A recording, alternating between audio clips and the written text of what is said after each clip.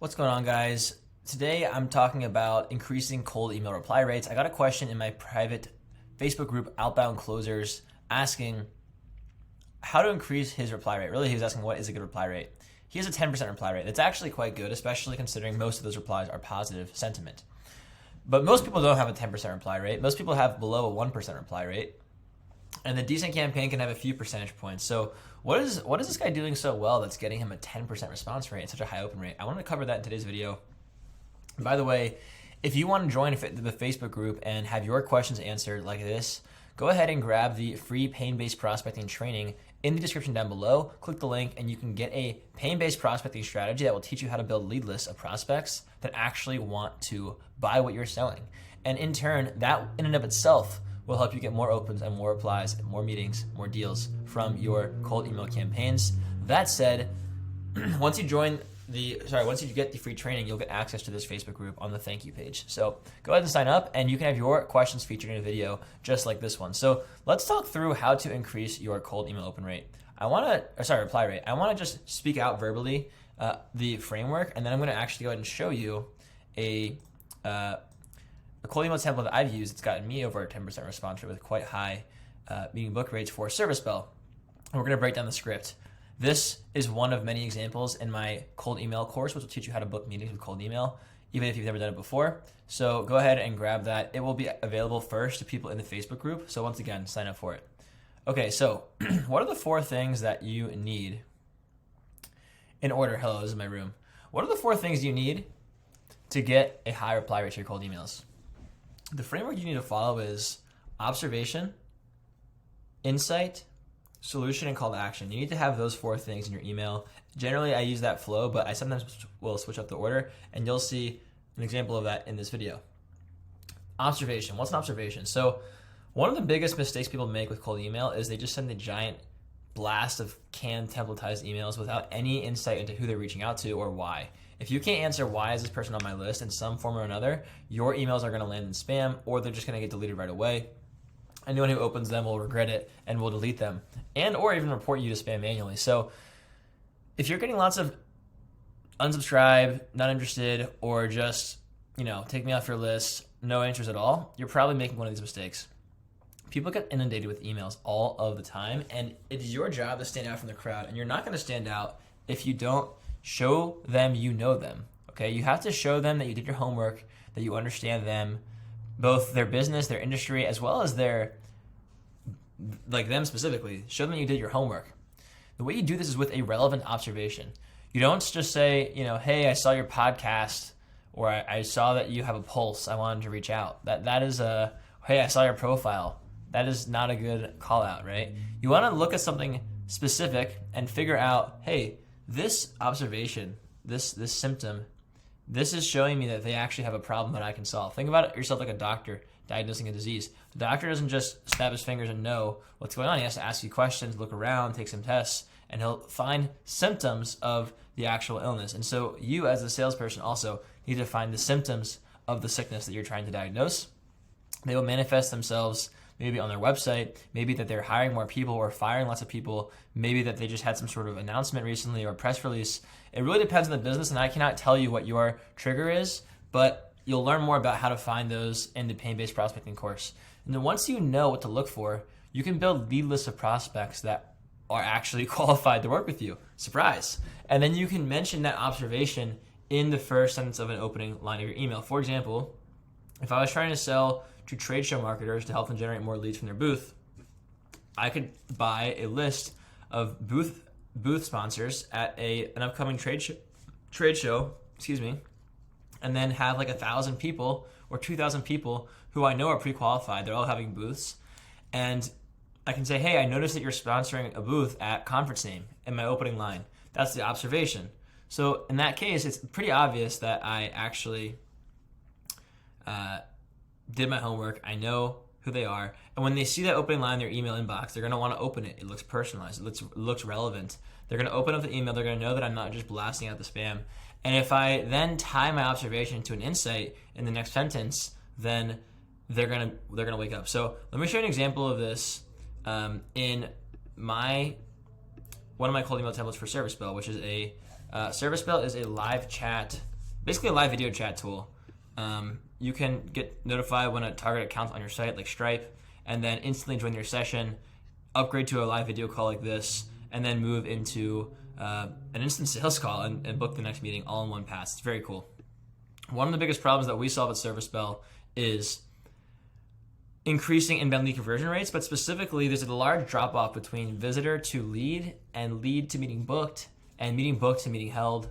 And there's also lots of time it takes for someone to fill out a form, have someone reach out a day or two later, book a meeting for a few more days later, have the meeting rescheduled, etc.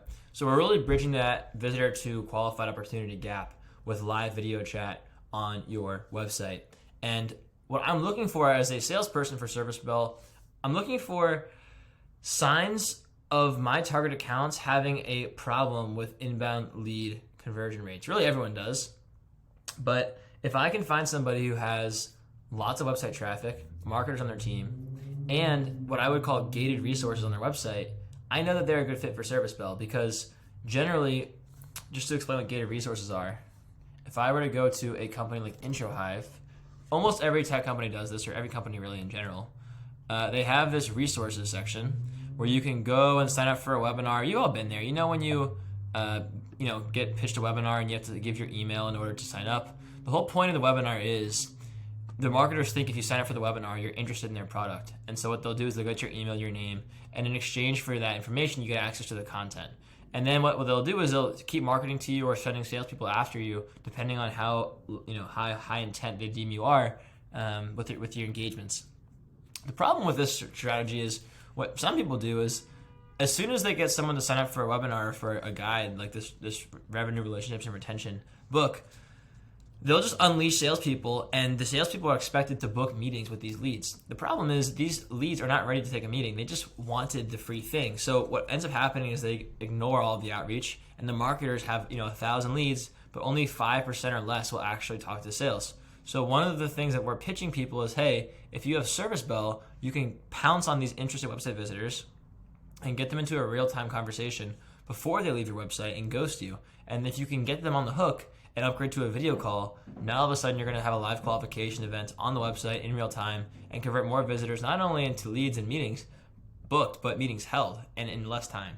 So my first observation is, do they have gated resources? That's one of the opening lines that I used, and this is one of the triggers that I used, and this is an example of the opening line that I paired with it.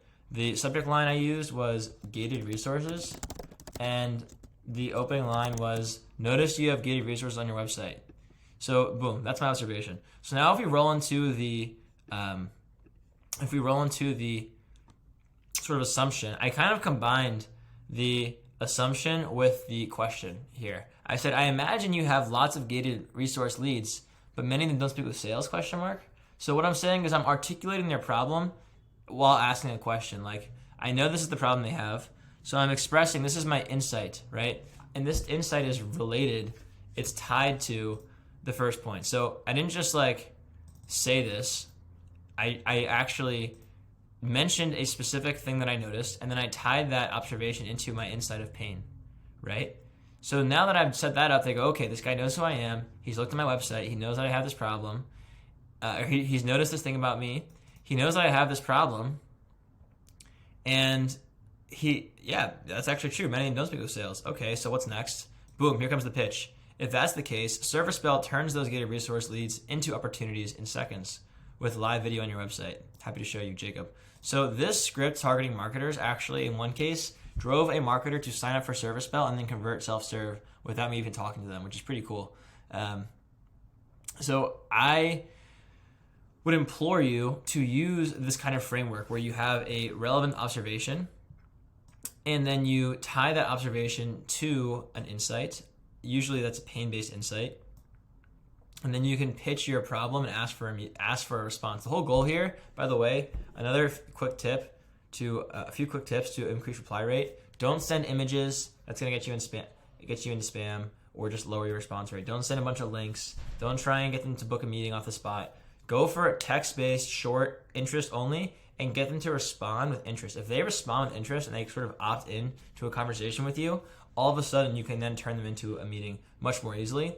but you want to lower the friction to respond as much as possible. So generally, short, under 50 words, concise, observation, tie it to pain, quick question that's yes or no answer to try and see if they're interested. And then once they respond back with any form of interest, go in for the kill. That is how to increase reply rates if you're struggling to get responses. By the way, this is assuming that you're not hitting spam. If you have a very low response rate and a very low open rate, then you're probably in spam, and you might want to pick up my cold email course to learn how to get out of spam, because there's a million different ways you can end up in spam, and I've laid it down for you, broken it down for you, step by step by step, every single possible way you could be in spam and how to fix it. I generally get 90% open rates on my cold email campaign. So if you have a high open rate and a low reply rate, it means that your script is bad. But if you have it means your script is bad and you should follow these tips. But if you have a low open rate, then you're going to have a low reply rate anyway, and it could mean you're in spam.